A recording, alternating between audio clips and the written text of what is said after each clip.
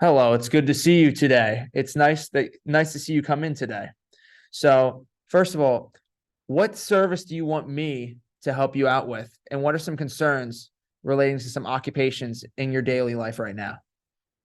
I'd say for my son, he's very, he has been diagnosed with autism, so he's recently starting to show more develop, developmental. He's behind on his developmental milestones, Hmm, and Austin's also very big, large on his reactions when he hears loud sounds. So he likes to interesting. run. Hmm.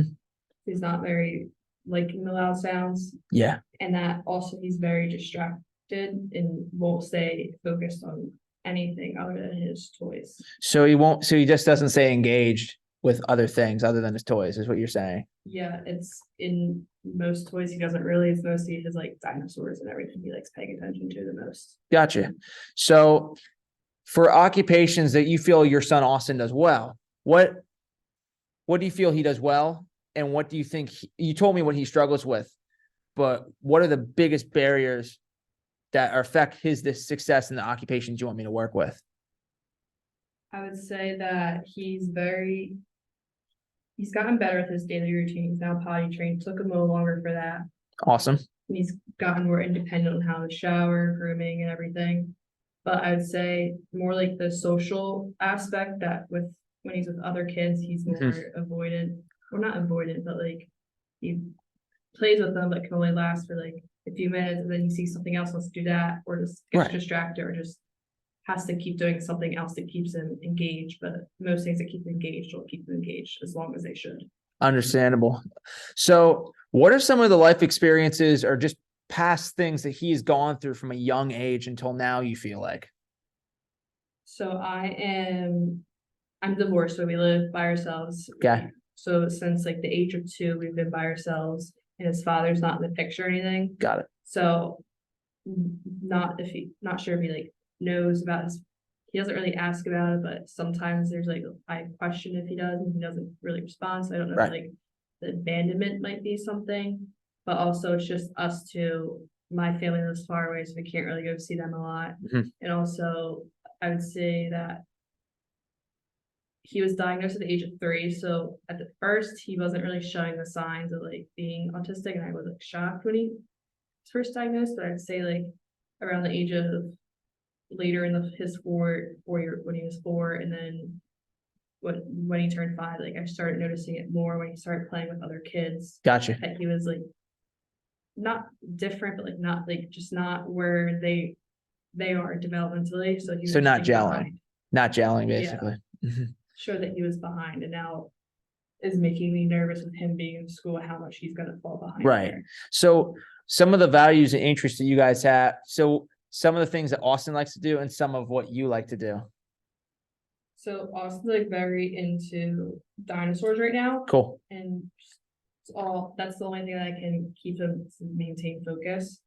Mhm. And also swimming he loves, but since depending on the weather, we can't always go. So I kind of use that as like a weekly reward when it's Cool. nice weather.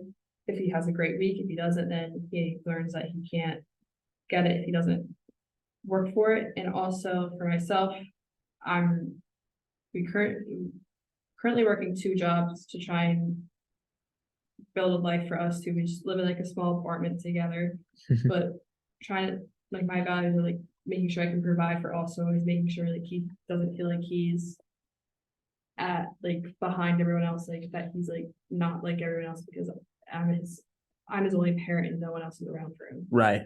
So when it comes to the environment you live in, you talked about living in an apartment. Do you see, and personally, do you see supporting engagement for your son at all in some of the occupations? And do you see anything in your environment or where you're around that maybe inhibit that engagement?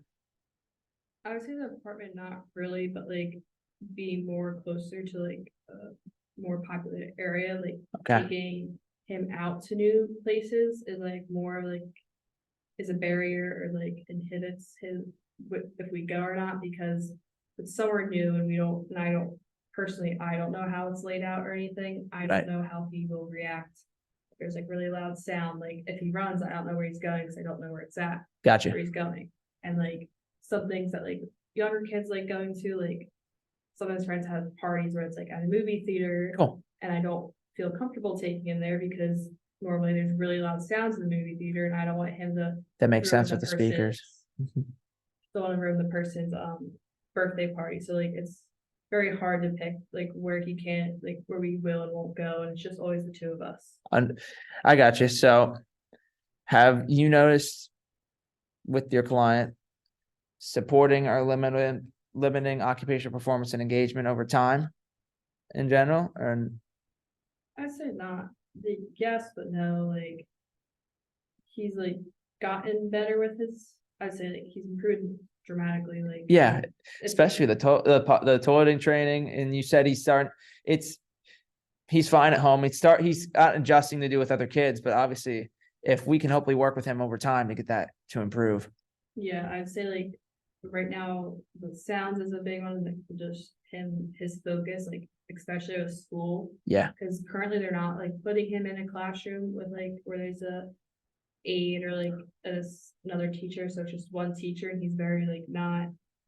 So there's over 20 other kids in the class, so it's hard for the teacher to make. Of course. So like him not getting the one-on-one, just like don't want him to fall behind in school and also be even more developmentally behind because of him not getting time Right. to get him to work on his skills.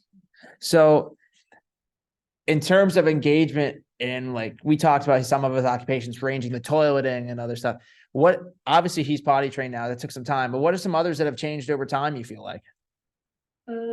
I would say definitely like going like showering and like bathing. He's now he's fully independent with it. But his like one thing now is like he needs me to be in the bathroom with him or he doesn't feel safe in there. Okay.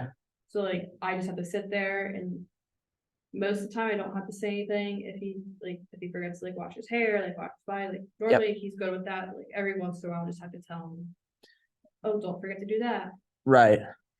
And that makes a lot of sense. So some of the factors that you might see for Austin in a supporting engagement, what do you see anything in the environments or any factors that really support his occupations or inhibit them? Like, and some of the examples would be, does he have any body pain or does he have any symptoms or anything like that? No, he doesn't really have body pain or anything. I'd say something new I've noticed with him that like